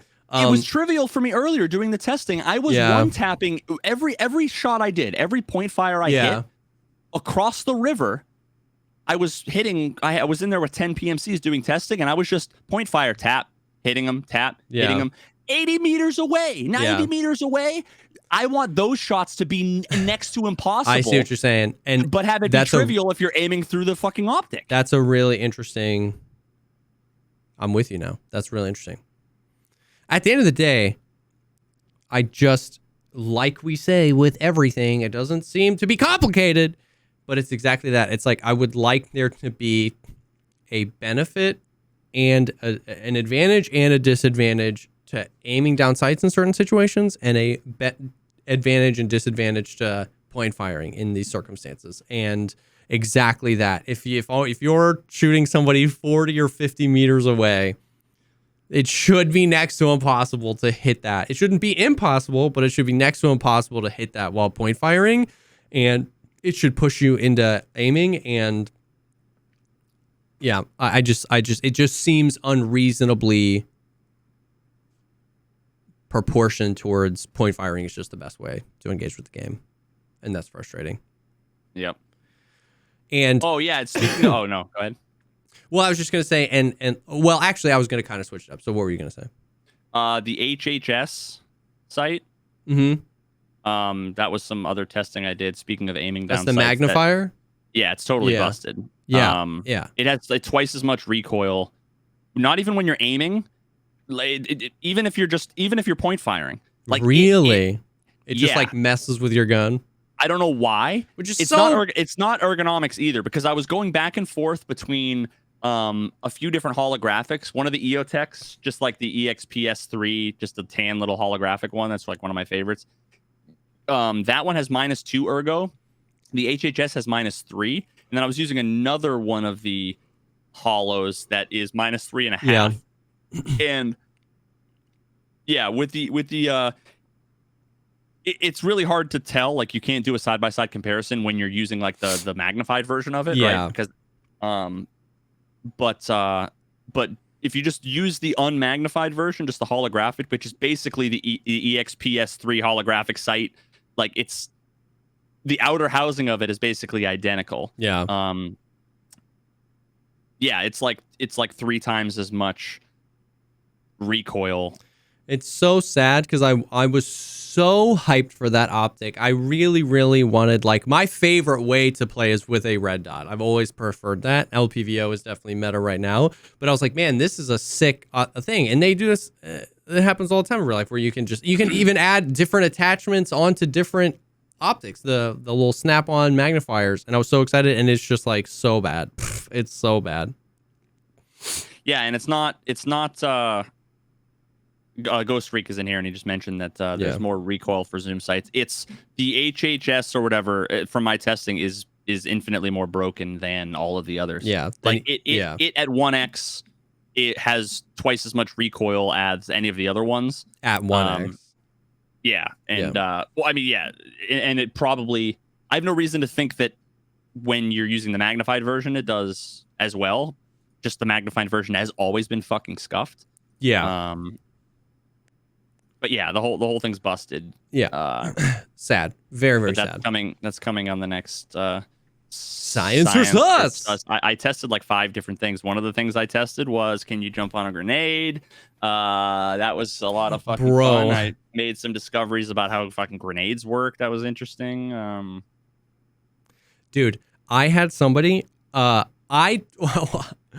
had somebody that I think I had heard of this before, but I'd never seen it. I had heard of people with hacks where they get ricochets off people. And either this guy was going for the clip of his life, he had his headphones on backwards, or he was cheating. I had a guy try and kill me with a ricochet. And I was like, I wonder if Veritas could do some science or sus. We were I was on Shoreline. We were on the 2nd floor of the resort, and we were both in different rooms on the same side of the hallway. Okay. And I see his gun. So I'm holding a left side peek looking down the hallway, and I see the end of his M1A. He's not right side peeking down the hallway at me. He just has his gun out of the room, and he's shooting just randomly at the wall. Pop, pop, shooting at the wall, pop. And I'm like waiting for him to peek. At like a 90-degree angle to the hallway? At like a 40-degree angle across the hall. Oh, okay. Yes. Pop, pop. And I'm like, what's happening? I'm waiting for him to peek, and it finally hits. Boom. He gets a ricochet, and it lands. I mean, it crosses my nose. It almost hits me in the face. Perfect height and everything. And I like rip into the room. I'm like, what the hell? And then there are definitely 100% ricochet cheats. I feel like he might have been memeing because, unless his cheats die, like the batteries died on them, like. But that's the thing, exactly. I was like, that was suspicious, but like, why didn't he kill me? He didn't get the ricochet, and then like he like annihilated me and my teammates. So he wasn't like a derp trying to freaking, get like, he wasn't like bad at the game, not knowing what he was doing, but he was just like, it was the craziest thing. He almost freaking took off my head down the hall. Maybe he was cheating and he just couldn't figure out how to use it. I don't know, but I have no idea. And I didn't even know afterwards, but I was like, that dude was trying like really hard to get a ricochet kill on me. It was crazy. I've seen clips where like a cheater is like running, and they'll do the whole like, how if you run and you just like shift, boost, jump, like your gun is pointed like low left to the screen. Like I've seen people get like a ricochet kill off of like a wall 100 meters in front of them, hitting a PMC like 120 meters to their like front left when their gun was like pointed at the ground. Yeah. Yeah. I've seen like it was 4 weird, bro. Ricochet. Yeah, I've seen all kinds of shit like that. It was freaking weird. Yep. Yeah. So I don't know, man. I don't know. Oh yeah, another one of the things I tested. I'll probably at some point in the next week have a video because I got nothing else to fucking do while I'm sitting here quarantined in the basement. Try to put the video together maybe tomorrow. I tested Igolnik headshots and to see how far before it doesn't one tap. Oh, okay. If you had to guess, well, I'm not gonna say, although someone in chat's probably gonna fucking spoil it. But if you had to guess, before Golnick doesn't one tap to the head. I mean, like, if I were to give a real guess, unbiased, based on the fact that I know you did science on it, and it's probably less than I thought, I would still put it out to like 90 meters, like a 70 to 90 meters before it wouldn't one tap. interesting guess. Okay. It's gonna be like 8 meters. Yeah. Well, you'll have to watch my Okay. Tune in tomorrow on Veritas' YouTube channel. Yeah. Yeah, man.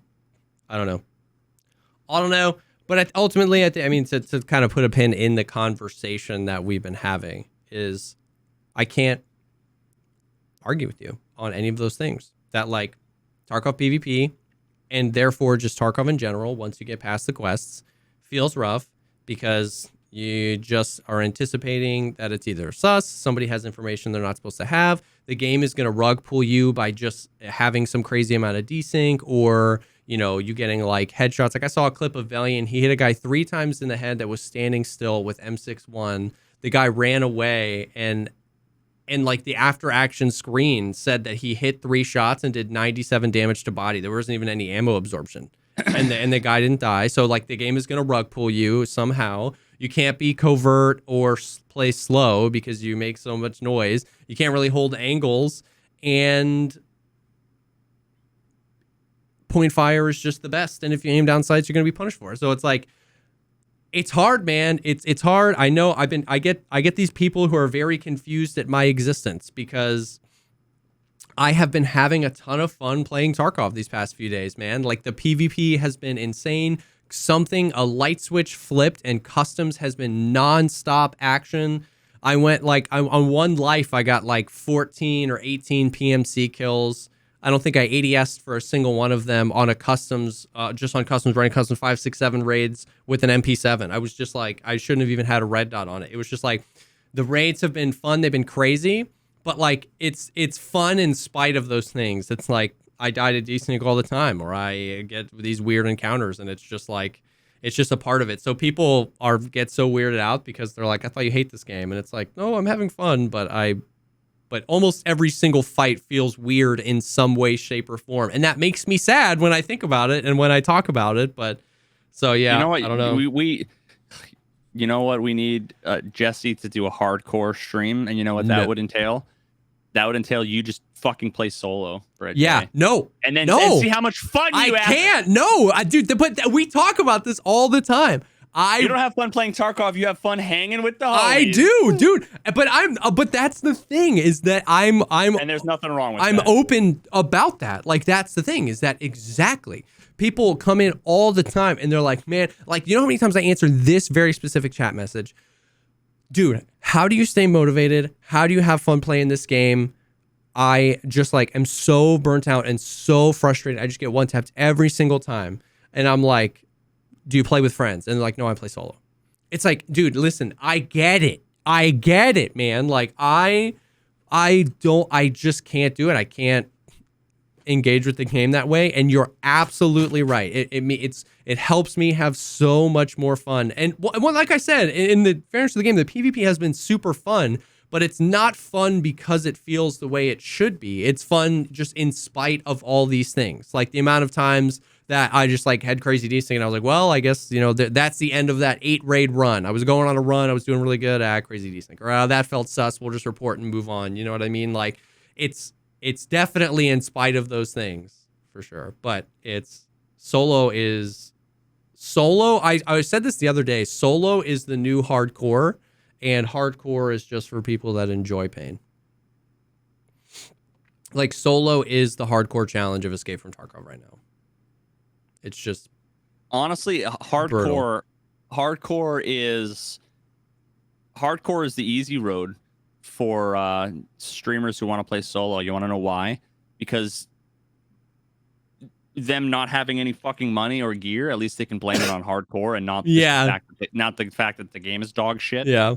You know, it's like it's yeah, I don't know. Like, yeah, I hate that. Here's the thing: is that like I get bored when I'm not doing like combat. Combat is the only thing that's ever fun, and it's rarely fun. Yeah. And the alternative is, I actually asked chat earlier, and I didn't even expound. I didn't even get to fucking explain why. I just asked, and it just made my heart sink, and I just moved on and didn't say anything. But I was like, I right clicked my backpack, and then I was like, chat, what's 8,000 times 30? And they were like, you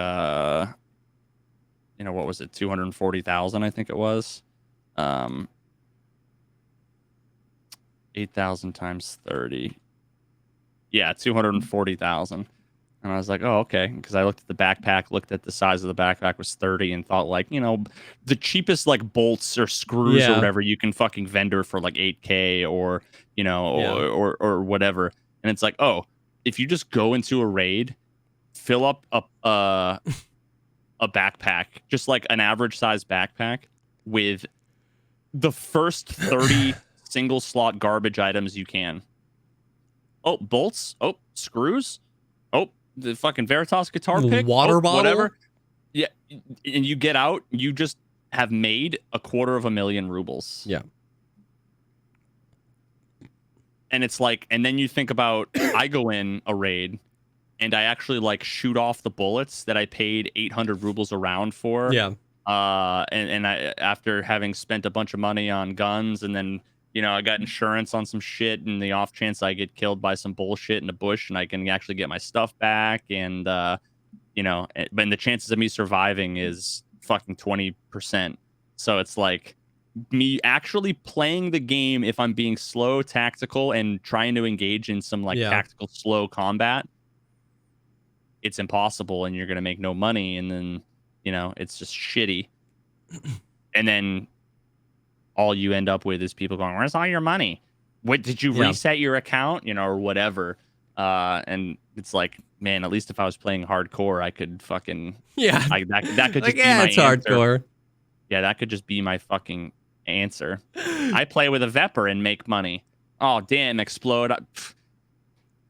And then I got someone in chat telling me, oh, they play with a Vepr and make money. Oh, well, no, well, wow, I hadn't considered playing with a Vepr to make money. Yep. I'm sure that otherwise you play exactly like I do. Yep. But you must just be like a god legend at the game, and you outshoot everybody, and you know, you don't have to worry about RNGesus, and you just walk out of there with top tier fucking level 6 everything and 995 rounds from all the Giga Chads you kill. You should put hardcore in your stream title from now on, and then like ! Hardcore is like the rules, and the hardcore rule set for Tarkov is just like, for Veritas, is just like play Tarkov without some smashing my monitor. That's it. If I can accomplish that, I have done the hardcore run. Yeah, exactly.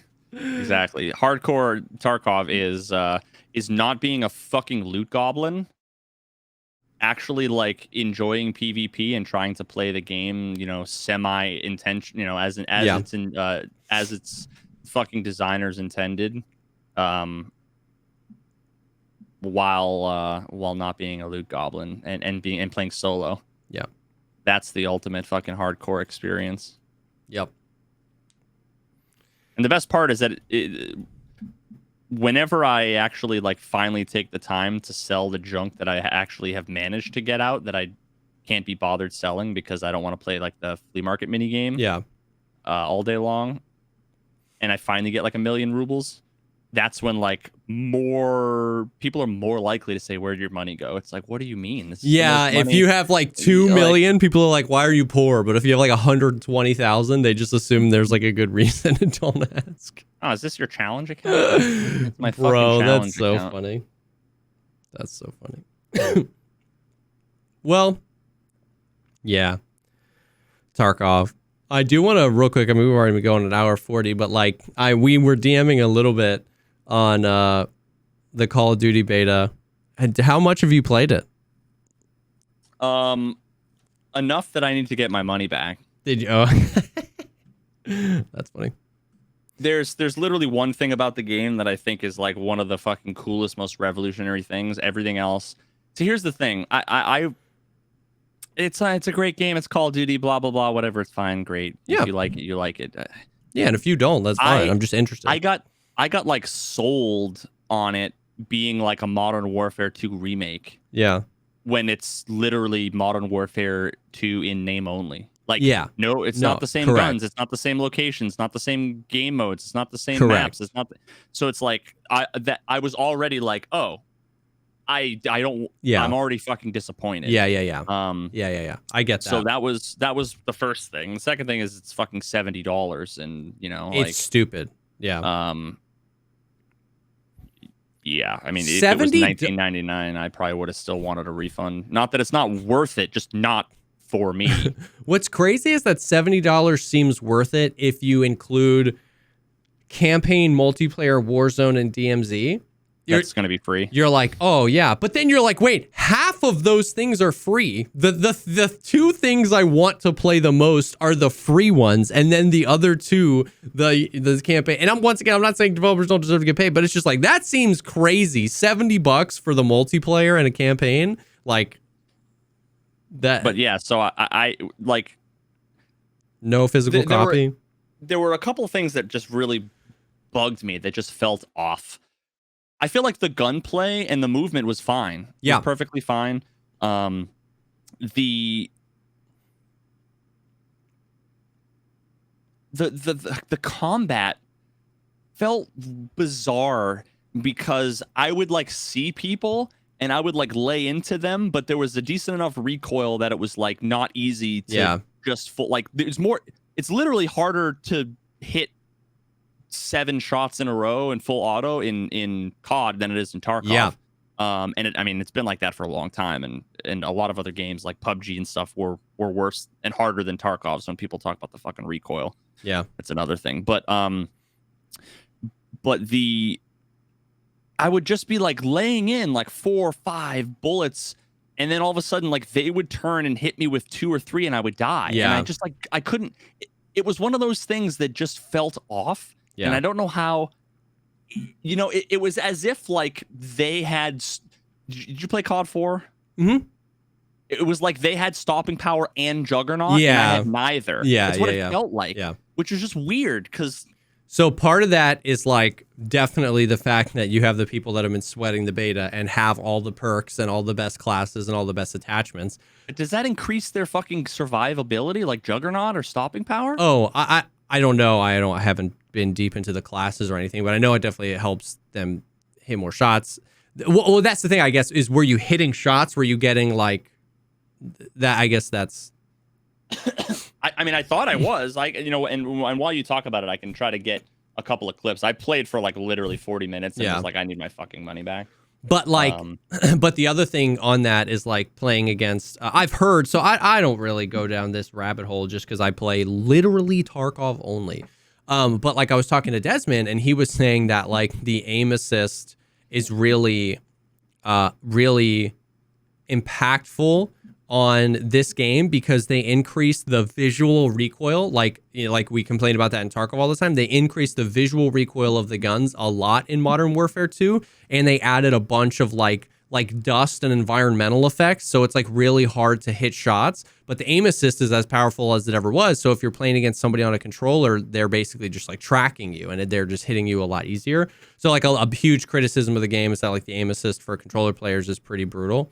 Oh, that could have been a thing. So that could definitely be part of it, where it's like they're hitting you with, as Desmond said, there's no break in their hit count, but you have to, with a mouse, you have to go through the dust, the particle effects, the visual recoil of the gun, and if there's any sort of distance there, it's really hard to do, but they're kind of just like tracking you through. Now, once again, I don't know, man. I have not played enough of any other games. I've not played enough of legit anything. But that would definitely partially be part of the... I felt like I was feeling that as well. Even though I really did enjoy, like you said, I really thought the movement was good. I think the gunplay is awesome. I think the animations are cool. I think the sound design is really good. And I didn't really have any issues with the sound in general. I felt like I could hear footsteps and kind of track people. Okay, that's something that I wanted to fucking mention because I have the opposite. So really, I didn't have any egregious situations. People were telling me that like I need to change my like profile or whatever. Did you use like the headphone preset? I just clicked headphones. Yeah, dude, like everything bled together like I was underwater or something. Like interesting. I couldn't. There were no footsteps. Like there weren't any. That's crazy. It's not that, like I couldn't locate them. It's like they were. I don't know how to describe it. That's interesting because I like multiple times I was like, man, dude, I can like hear that guy right above me. Like, it's cool. Like I like stopped a few times and was like, damn, this is pretty cool. So I don't know. All right, maybe I'll have to. Yeah, dude, I don't know. The sound design is really cool though.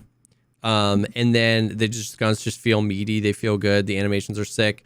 And you mentioned this too, and it's like, I mean, we immediately in the deathmatch lobbies had people dolphin diving around corners, bunny hopping, jumping corners and stuff like that. That was the fucking annoying thing, dude. And the shotgun jumping was just like... And I agree. Like, I don't like that either. I really don't. I come to expect it, right? Like, it's an arena shooter where, like, the meta is just going to be, like, the movement and it's going to get gross. Now, like I said in DMs...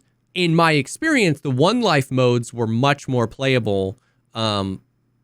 We had a few teams that were like sweating hard doing the jumping around corners, but most of our prisoner escape or S&D or something like that, we didn't play a lot of S&D, but most of our prisoner escape ones were like people were just either holding corners or moving from place to place or trying to, go in groups of two and go grab the prisoner. Like most of those felt like totally fine. And it was cool. Maybe it might have been better if I fixed the sound, because to me it was all about just seeing and reaction time. Yeah. And I mean, like, sure, the kids are all cracked out on fucking Adderall and like Mountain Dew or whatever, but I'm also don't think I'm a slouch when it comes to reaction time. Yeah. So it's like I shouldn't be. There's no reason why I should lose 98% of my fights. Yeah, I see what you're saying. Maybe 60%, sure. Yeah. But like not almost every it was like 20 minutes before I got a kill. Yeah, like I'm not that fucking bad at video games. Yeah. You know what I mean? Yeah. So I definitely agree that stuff does put me off of it a little bit. It's interesting because like I have no interest in the multiplayer. Even if it was a flawless experience, I wasn't putting up $70 for the multiplayer. I'm not going to play the campaign. The campaigns look really cool. I'm not saying they're bad, but I'm not going to play the campaign. I'm not putting up $70 for the multiplayer. That being said, the thought of playing Call of Duty on a map the size of or bigger than their Battle Royale maps, doing something like extraction based, where like going after AI or loot, the way the game was playing, the way the gunplay was, the way the movement was pretty slow, like that's part of it too, is in those arena maps that are so small, the movement of the enemy team is so predictable that you can jump shotgun corners and you just know where people are going to be. The gunplay and the movement got me a little bit perked up and excited for like, what would a DMZ, what would the Tarkov style, or even just Warzone? It's just like, I was like, interesting, throw this up at a larger scale where you're not confident I'm going to be around that corner because we're all pushing B or whatever. And I was like, that there might be something there. I did enjoy the movement and the gunplay. But it is that what takes me out of it most of the time. The jump, corner, shotgun, dolphin dive, drop shot. that stuff is just like the sliding. I didn't even felt bad. The slide does not take you very far. So if someone did slide a corner, I feel like I could win that. You know what I mean? The mounting, it tower, felt like it was only viable really like to slide into cover if you're like getting shot at, like which felt cool, perfectly fine. Did you ever do any of the like the mounting of the weapon?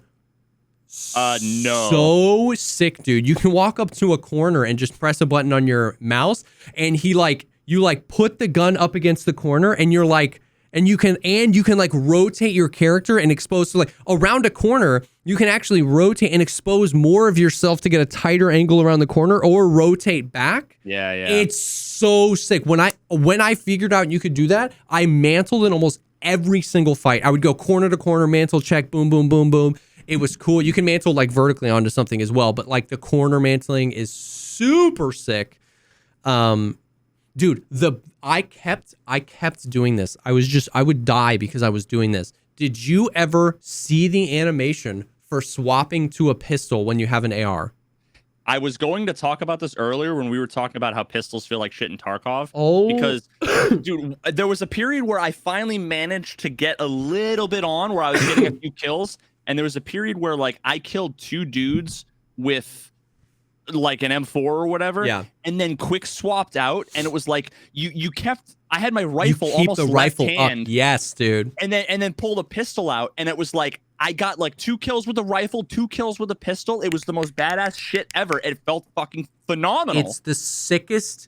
I will pay the animator's salary to put that in Tarkov. Because you're holding the gun, right? You've got your right hand. If you're right-handed, you got your right hand on the trigger and your left hand on the foregrip or the handguard of the gun. And he takes the left hand and just pulls the gun to the left. The right hand goes and pulls the gun out, and you can still see the AR on the left side of your screen. And then if you click the pistol button again, he puts the AR down and puts the second hand on the Glock. So it can be like a multi-stage animation where you're like, it's so sick. Oh my God. I would just stand there in a corner and just like do this for 10 minutes. Oh my God, it was so sick. I was like, yeah, where is this in Tarkov? This is like the most tactical BA power fantasy thing I've ever seen in my life. It's so so sick. Here's the thing. Like, and the Glocks have less recoil than in Tarkov. Yeah. Yeah, no, I mean, every aspect feels great. And here's the thing. How long have people been saying how Tarkov's like the models and the animations and all that stuff is like second to none. They do. I mean, honestly, look at a lot of these games now, whether it's Insurgency or even the fucking Call of Duty.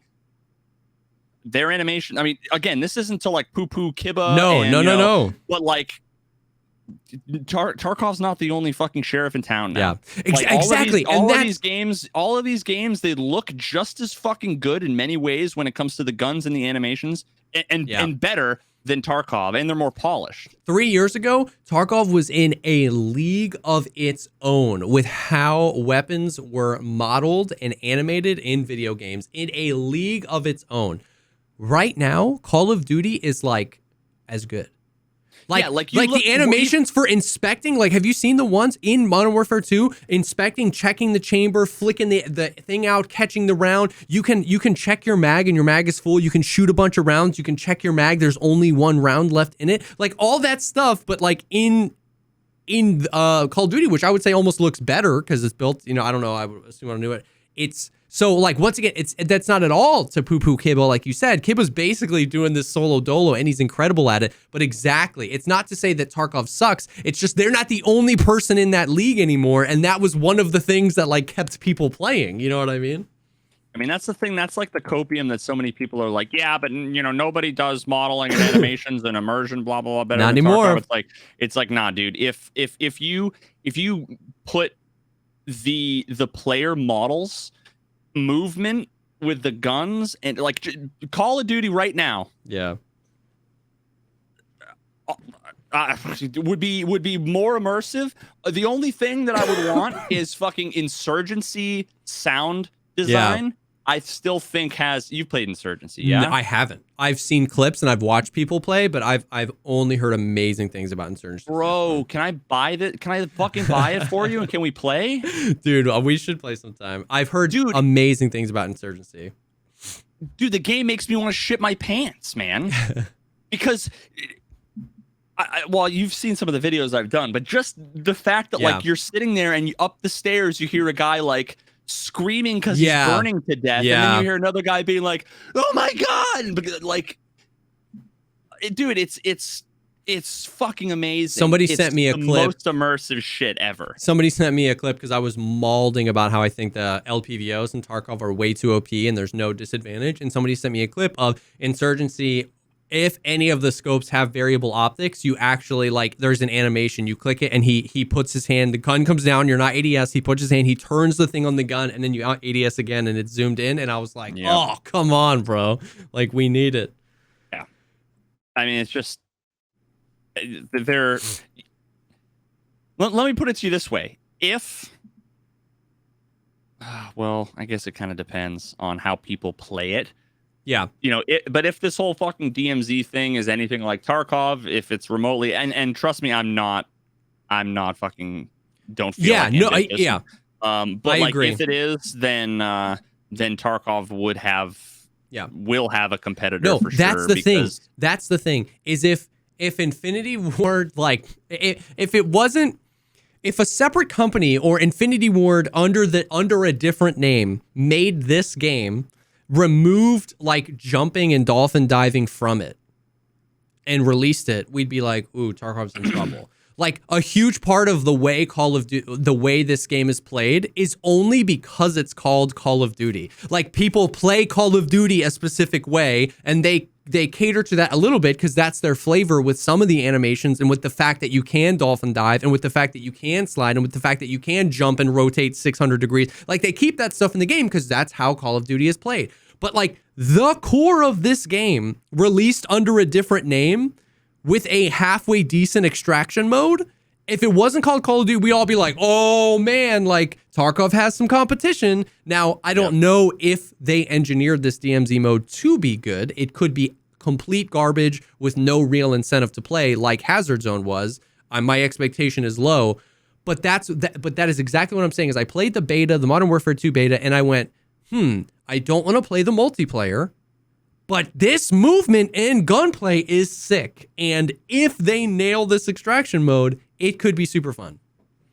Yeah, one of the things I would really love, I haven't seen any of like the dolphin diving. I know what you're talking about. I didn't see any of that, but what I did see that literally was completely dominated my first 40 minutes playing the game, the most triggering bullshit ever, which is I'd be sitting, if I saw someone like on radar coming up behind me, or I don't think I ever really heard anybody, but I'd be sitting there like holding an angle. Like let's say they were chasing me up the stairs, right? I would like turn around, hold an angle, and I'd start to, fucking pull the trigger as they were about to cross the threshold. Mm-hmm. But what they would do is they would slide under my crosshair, insta pop up halfway, like insta pop up, and then kaboom, shoot me, one tap me with the fucking like the M1014 fucking the shotgun, semi-auto shotty or whatever, and it was like they're nasty. It just feels shitty when you're sitting there like holding an angle, and all of a sudden they just like slide in, pop up, and I would love it if you couldn't pop up, and if your accuracy was really fucked when you were sliding. If it was only a defensive, evasive thing rather than an offensive thing. That feels slightly worse. It feels like than previous Call of Duties because the sprint speed, the walking speed, the recoil, and a lot of the movement went like a little bit more hardcore. It slowed things down. But the speed at which you can go prone, get up from prone, jump, the height you can jump at, and how maneuverable you are in the air, it feels disconnected from how grounded the rest of the movement feels. And those are the mechanics that get abused. The drop shots, the jumping around corners, and you can like full 360 while in the air. And so, those animations almost feel sped up with how slow the rest of the game plays, and that does feel super weird for me when I die to people doing that. And once again, I get that it's their game, and if they don't want to give up that Call of Duty style of play, but if they had a mode where they slowed those animations down, where there isn't really an aggressive or offensive way to jump a corner or dolphin dive, you're really doing that to dolphin dive behind cover or jump to some cover, it would feel really good. Yeah. I got let me pull this up really quickly. I think if I do this, it might make your camera go black. I don't know why for some reason this gets scuffed like this, but let me just show real quick. Yeah. And just a little bit of the gameplay. It looks really good.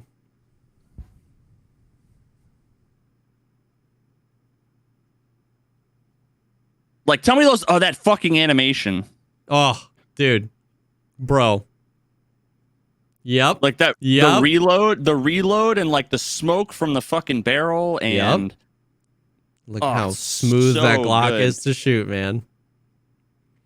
Dude, I love that AR, the Hurricane, the P90 M4. It's so sick. Where's there's one little fucking pistol bit, though.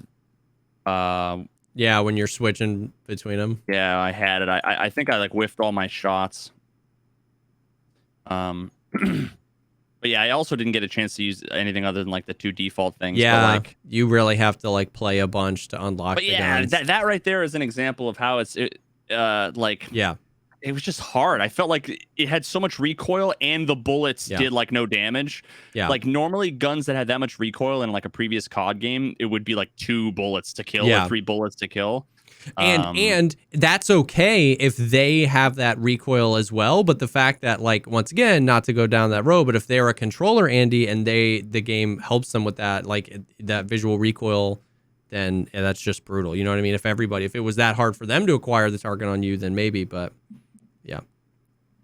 I think this is where I pull out the pistol, maybe. I already showed this. Yeah. But yeah, God, it looks so good. Like that legit looks so real.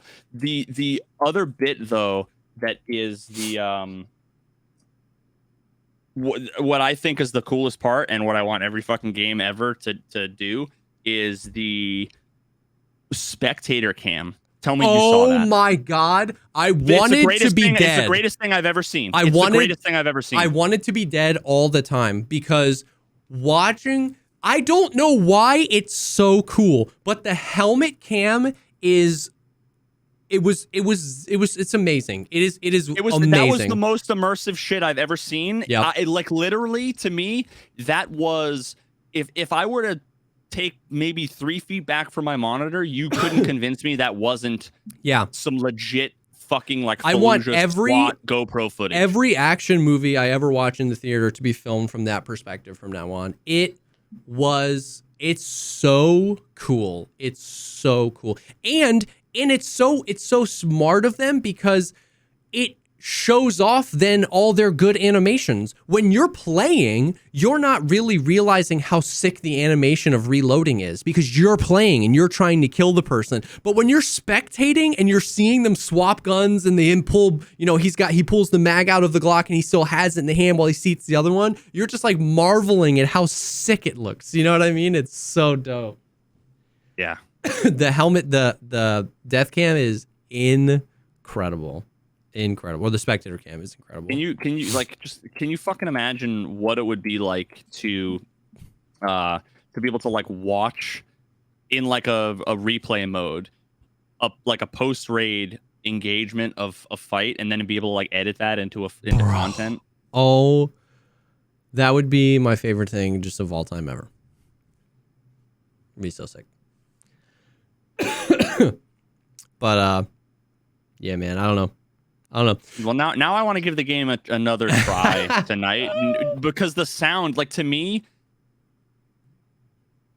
I was a god at Call of Duty back in the. Now, granted, it's a different time. We were all using controllers because there's fucking Xbox 360. But like, I was a god largely because I'm smart, tactical, and could use sound to my advantage. Yeah. The fact here is that like being smart and tactical is nothing when people are running around, vaulting up onto things, jumping off of, diving, sliding all over the place, and you can't hear anyone. At that point, it's whoever can spot where's Waldo faster and put mouse 1 on them.